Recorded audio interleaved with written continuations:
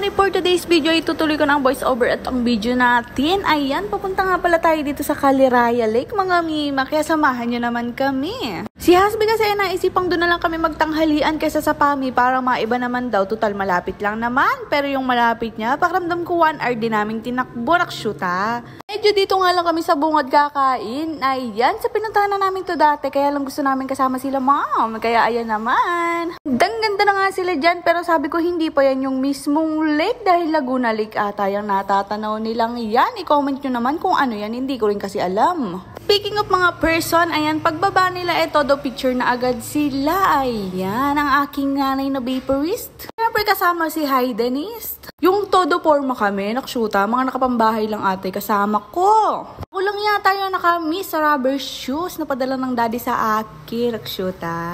Ayan, at kasama namin si JJ na mukhang waitress. Bakit ka ba naman may hawak na menu agad? Ay, papasok pa lang naman tayo. Taragis ka talaga. Siyempre, ayan naman ang kasama natin si Hasbi at magbablog na din daw siya. Sana all may magandang camera for today's video. Hindi ko na nga nakuha sa kanya yung mga film niya at ang sabi ko, siya na lang ang mag-edit at mag-upload nun dahil naman okay na ako dito sa pa-vlog-vlog ko na rin. Ako na lang kukuhanin yung kaunting video dun pag talagang nagra-rides na kami para naman for the go dahil hindi niya ako pinapasahan ng video, di sana mas maganda to. Tapos mga mibod nga dyan, si Hasbi bigla-bigla na lang nawawala. Nakikita ko nagbibideo-video na yan. Vloggers na din ang personnel.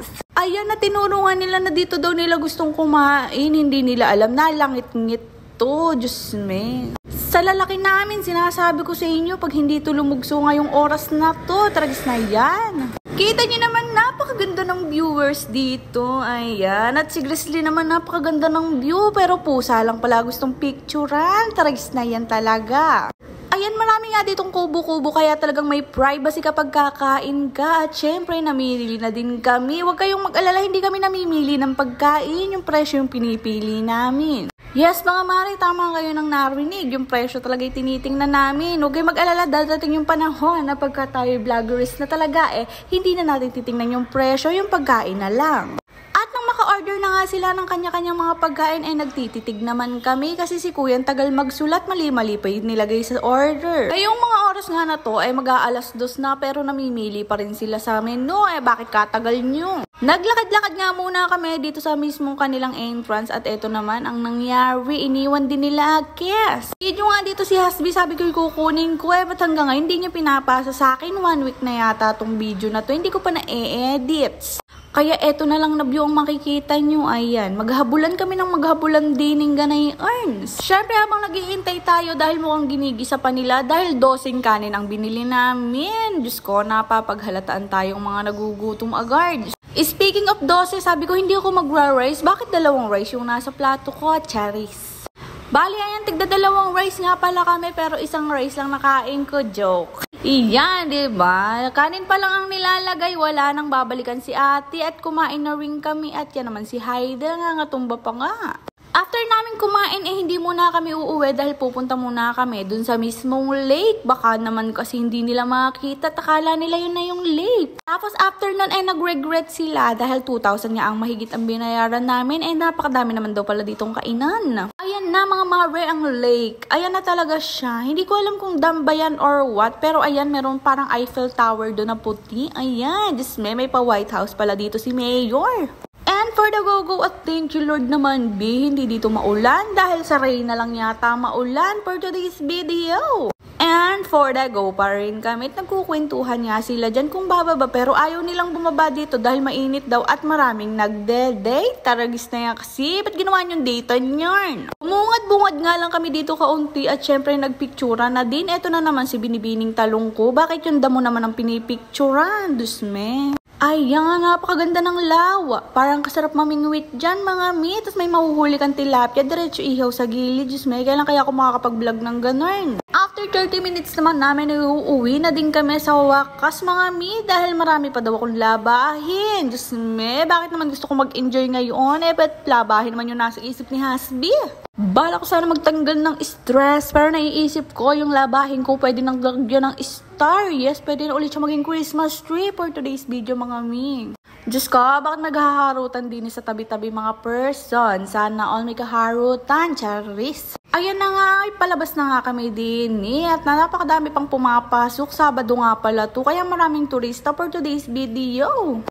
Ayan, ang laki ng bato. Sa kaya nang galing yun. Nakita nyo ba? Ayan, ang daming mga riders for today's video. Kaya pag Sabado at Linggo, dahan-dahan tayo magdadrive. Baka kahit anong ingat natin, saktan nila tayo. Saktan. Uy, ba't ganun? Ayan mga mi, napakaganda pa rin ng view dito at syempre panandalian lang yan dahil pagpasok natin ng PAMI, panigurado mi, umuulan na naman, ako nagsasabi sa inyo. Yan nga lang kabagal yung takbo namin at ang usapan namin dito maghahanap nga kami ng halaman. Yes, madadaan na kaming namumulaklak doon, yun ang gustong kuhanin ni Grizzly. Syempre isasama ko na din dito yung video na yon, pero iba pa yon, i-edit ko siya ng buko dahil may halaman serye si Grizzly. Yes.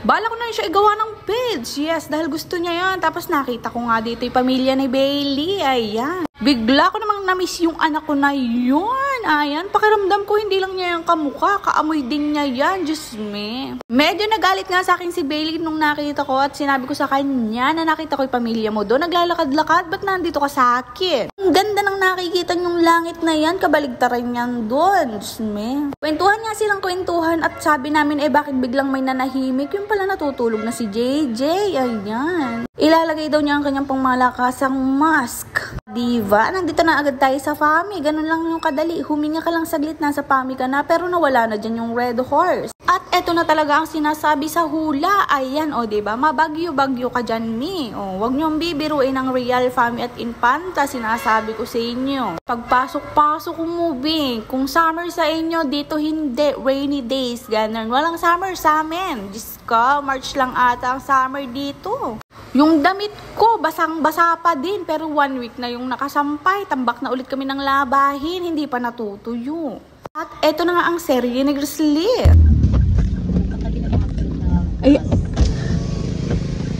Pasimple. Teka lang, strategy mode. Ayan.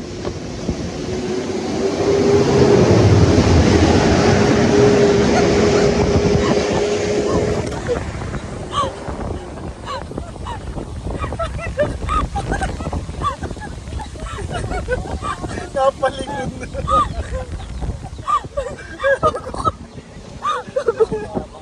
Nagawas, babe.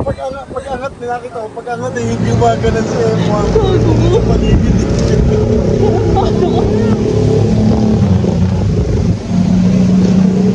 Walang ulay ka.